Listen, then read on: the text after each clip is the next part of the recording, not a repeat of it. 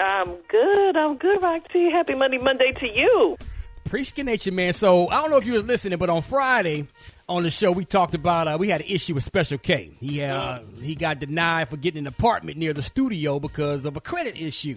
Right. So we know that he called you for some advice, and he wanted to share with the listeners, some of the results that you may have for him. So my first question is, what's the ideal credit score for Special K and all of us to get approved for an apartment? Ideally, you want to be above a 620. And so what Special K and I were talking about is, particularly when you're going to one of those apartment complexes, that is nothing but an algorithm. You think that's a major company. They don't care about who you are. They don't care about what you do. They are plugging some information into this algorithm, this formula, and voila, you either get approved or you get denied. But again, base, you want to be at 620. Okay, so Jini, now let's clarify something. Sure. First of all, I want to know if apartment rental denials show up on your credit report. But before you answer that, the 10 items that I had on my report that are positive were torpedoed by one relatively minor negative blemish that popped up. And it didn't. And the crazy thing is, it didn't drop me way down below a 620. But what they pulled up was that one negative thing, and that torpedoed the whole deal. Right. But Special K, it's funny, when we talked about that on Friday, that one negative thing, number one, it was recent. Number two, it had impact on your payment. It was a year ago. Yeah. But again, that's still recent. That's recent credit history. Yeah. Yep, that's recent credit history. So again, it was just enough for them to be like, wait a minute. And so what I suggest to people, whether you're applying for an apartment or something else, tell your own story. So again, I understand it's an algorithm, and I know it's some sort of Fortune 500 company. Explain your situation. See if you can get some sort of exception. Another thing Special K and I talked about is maybe there's an opportunity for him to pay in advance. No, he might not be able to pay the full 12 months in advance, but a lot of times I've seen people pay 2, 3, 4 months in advance possibly in order to get into the apartment that they really want. And Janine, and I was willing to do that, but I needed to talk to Brad off the air about that one. You need to hold something. Little something. A little something. So, Janine, you saying the number, the 620 number. I mean, 620 not a bad number. I was able to buy my car with a 620 score. So that's not really a bad or a good number. How much did you have to put down, Gary? Well, I did put a little bit more down. So, Yeah. I mean, he couldn't put a little bit more down on the apartment? Yeah, and even you can buy a house with a 640, but again, guess what that means? Your interest rate is going to be a little higher. So that's the thing. Credit does drive things. Yes, you can get around in the mid-high 600s, but of course, the higher you are, the more flexibility you're going to have, and the less money. The money is going to cost you less when your credit is higher, if that makes sense. It's bad enough that we have credit. And for a lot of us, what Special K and I talked about on Friday was, your life, you go through these cycles. You're killing it. Your credit is everything. You lose a job. You get sick. Something happens. Then your credit drops. We are on this roller coaster sometimes. So we're going to have to be able to tell our own story. And sometimes cash does rule. Not all the times, but sometimes cash can certainly help. So, Janai, what are some legit ways to increase your credit score?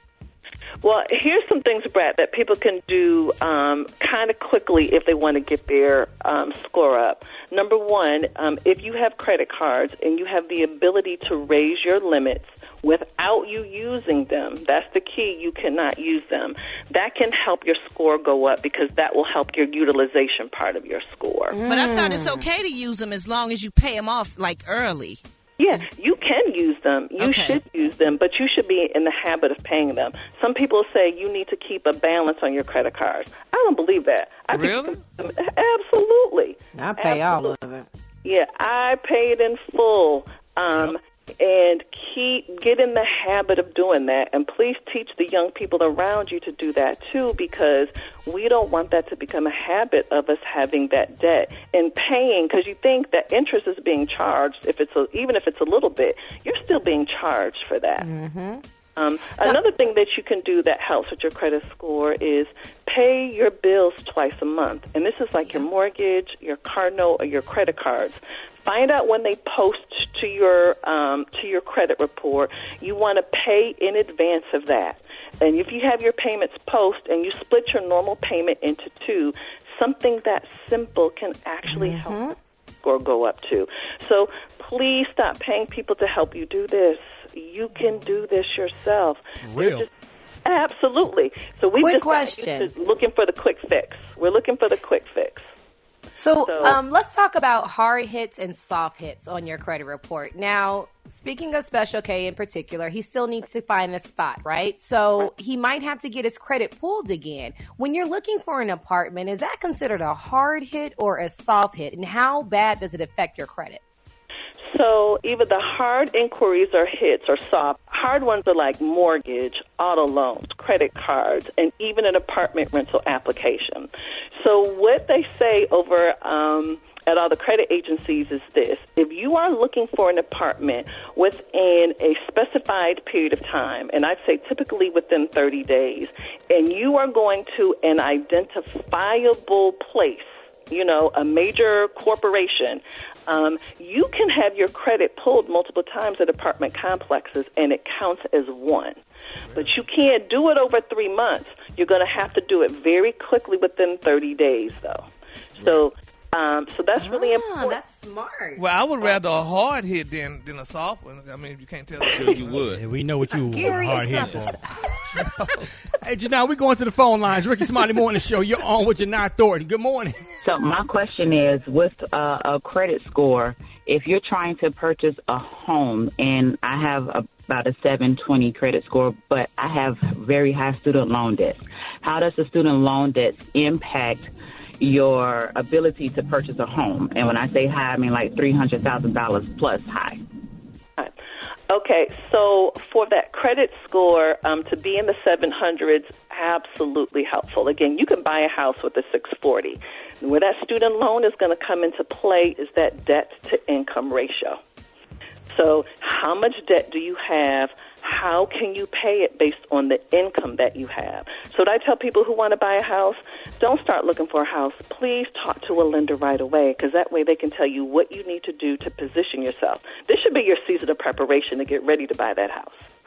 This is good stuff, man, Janai, because everything is based on your credit. It's crazy, everything. So get your credit up to par, man. Thank you for helping Special K and all of us resolve this issue, and thanks for sharing the information with everybody. We all know there's somebody who could benefit from all of this information each and every day. So how can people follow you and find out how they can get more questions to you? Oh, absolutely. Happy to serve and help. You can reach me on Instagram at Jini Thornton. That's JINITHORNTON. And ladies, you can join my free money community at thankmelater.money.